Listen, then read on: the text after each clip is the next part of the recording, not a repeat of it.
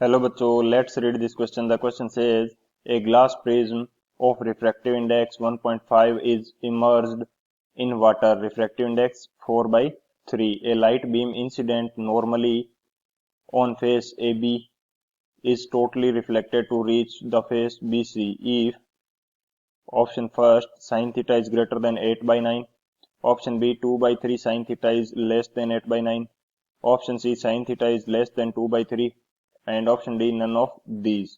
तो इस क्वेश्चन के अंदर हमसे क्या बोला है कि एक ग्लास प्रिज्म है जिसका रिफ्रैक्टिव इंडेक्स 1.5 है, इसको पानी के अंदर डुबो दिया जाता है जिसका रिफ्रैक्टिव इंडेक्स कितना है 4/3। तो यदि ए बी फेस के ऊपर एक ray of light normally incident की जाती है तो वो टोटल इंटरनली रिफ्लेक्ट करेगी बीसी फेस पर पहुंचने के लिए यदि हमारे पास साइन थीटा की वैल्यू किस प्रकार से रिलेट करेगी इस कंडीशन के लिए। तो इसके लिए जो की कंसेप्ट है वो हम लोग देख लेते हैं। बात करें यदि की कंसेप्ट की, तो की कंसेप्ट हमारे पास इस क्वेश्चन के लिए क्या हो जाएगा। की कंसेप्ट हमारे पास ये होगा कि हमें मालूम होना चाहिए यदि टोटल इंटरनल रिफ्लेक्शन होता है तो जो एंगल ऑफ इंसिडेंस है इसकी वैल्यू क्रिटिकल एंगल से ज्यादा होनी चाहिए। तो यदि मैं यहाँ पे लिखना चाहूँ for total internal reflection, total internal reflection यदि होता है तो जो हमारे पास एंगल ऑफ इंसिडेंस आई है इसकी वैल्यू ग्रेटर देन किससे ग्रेटर देन होनी चाहिए, आई सी से। I is the angle of incidence and I C is the critical angle. तो ये हमारे पास फर्स्ट की कंसेप्ट हो जाएगा। एंड सेकंड जो की कंसेप्ट हम यूज करेंगे वो हमारे पास क्या हो जाएगा, Snell's law. Snell's law, Snell's law क्या कहता है कि mu one into sine i is equal to mu two into sine r, mu two into sine r. Mu one क्या है, रिफ्रैक्टिव इंडेक्स उस मीडियम का जिस मीडियम से रे ऑफ लाइट आ रही है, एंड म्यू टू उस मीडियम का रिफ्रैक्टिव इंडेक्स है जहां रे आफ्टर रिफ्रैक्शन पहुंचेगी। तो ये हमारे पास क्या हो गया, स्नेल्स लॉ। तो इन दोनों की कंसेप्ट की हेल्प से हम लोग इस क्वेश्चन को सोल्व करेंगे। सो अब यदि बात करें सॉल्यूशन की, तो सॉल्यूशन हमारे पास क्या होगा, ये हमारे पास एक डायग्राम गिवन है एंड अकॉर्डिंग टू डायग्राम यदि मैं फेस एसी के लिए नॉर्मल ड्रॉ करना चाहूं तो वो किस प्रकार से होगा, ये कुछ इस प्रकार से फेस एसी के लिए नॉर्मल हो जाएगा। एंड यहाँ मेरे पास क्या होगा, एंगल ऑफ इंसिडेंस जो मेरे पास क्या है थीटा, एंगल ऑफ इंसिडेंस क्या है थीटा। एंड यदि एंगल ऑफ इंसिडेंस थीटा है मैं इस पॉइंट को नाम दे देता हूं डी, तो जो एंड इस पॉइंट को क्या नाम दे देता हूं ई। तो ट्राइंगल जो हमारे पास है ए डी ई, इसका डी एंगल कितने डिग्री का है, ये मेरे पास 90 डिग्री का।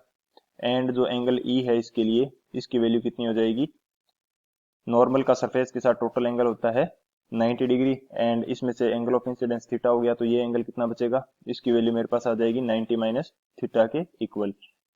तो यदि मैं बात करूं for triangle A D, A D E, तो इसके अंदर जो एंगल डी है, एंगल डी मेरे पास कितना है 90 डिग्री, एंड जो एंगल ई है इसकी वैल्यू मेरे पास कितनी आ गई 90 माइनस थीटा।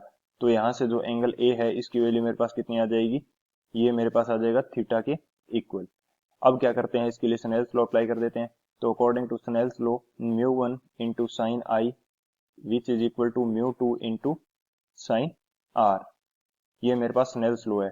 अब मैं इसको क्या करता हूं कि आई को मैं अज्यूम कर लेता हूं, यदि मेरे को टोटल इंटरनल रिफ्लेक्शन चाहिए, यदि मेरे को क्या चाहिए टोटल इंटरनल रिफ्लेक्शन, तो आई की वैल्यू ग्रेटर देन आई सी होनी चाहिए।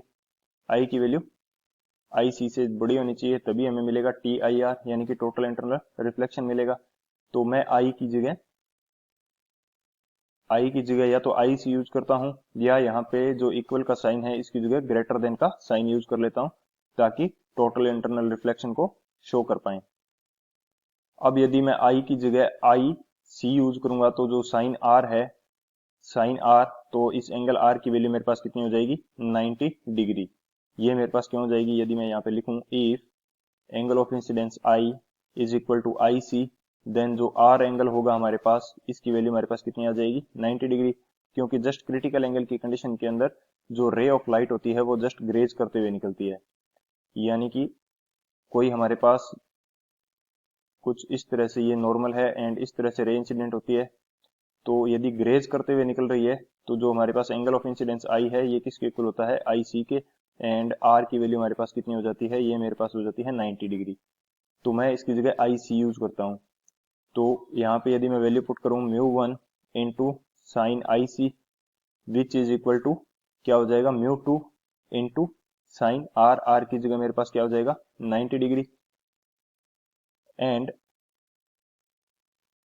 μ1 की वैल्यू मेरे पास कितनी गिवन है, μ1 की वैल्यू मेरे पास क्या है 1.5 क्योंकि ग्लास प्रिज्म से रे आ रही है, and sine I C which is equal to μ2 की वैल्यू है मेरे पास 4/3 एंड साइन 90 डिग्री की वैल्यू मेरे पास क्या हो जाएगी 1। तो यहाँ से साइन आई सी इसकी वैल्यू मेरे पास कितनी आ जाएगी, इसकी वैल्यू मेरे पास आ जाएगी 8/9 के इक्वल। साइन आई सी की वैल्यू मेरे पास कितनी आ गई 8/9 के इक्वल। ये कंडीशन तो आ गई मेरी फॉर क्रिटिकल एंगल के लिए, यानी कि जस्ट ग्रेज करते हुए निकलती है तो फॉर क्रिटिकल एंगल। अब मुझे यदि टोटल इंटरनल रिफ्लेक्शन चाहिए तो जो मेरी थीटा की वैल्यू है या एंगल ऑफ इंसिडेंस है इसकी वैल्यू मेरे पास ग्रेटर देन आई सी होनी चाहिए। सो यदि मैं यहां से आई सी फाइंड आउट करूं तो इसकी वैल्यू मेरे पास हो जाएगी साइन इनवर्स 8/9, एंड यदि मेरे को चाहिए T I R for total internal reflection, T I R के लिए जो आई सी है सॉरी जो थीटा की वैल्यू है यानी कि एंगल ऑफ इंसिडेंस मेरे पास क्या है थीटा, थीटा की value should be greater than I C. तो यहाँ पे क्या हो जाएगा जो साइन थीटा है, साइन थीटा इसकी वैल्यू ग्रेटर देन होनी चाहिए किससे, साइन आई सी से, साइन आई सी से, एंड साइन आई सी की वैल्यू मेरे पास कितनी है, साइन आई सी की वैल्यू मेरे पास है 8/9। तो मैं इसको आई सी की जगह क्या यूज कर सकता हूँ, साइन आई सी की जगह क्या यूज कर सकता हूं मैं 8/9। तो ये मेरा क्या हो जाएगा फाइनल आंसर। अब यदि बात करें ऑप्शंस की तो कौन सा ऑप्शन करेक्ट होगा, तो मेरा फर्स्ट ऑप्शन जो है sine theta should be greater then 8/9, ये मेरा ऑप्शन करेक्ट हो जाएगा। So option A is the right answer. I hope you understood it well. Best of luck, thank you.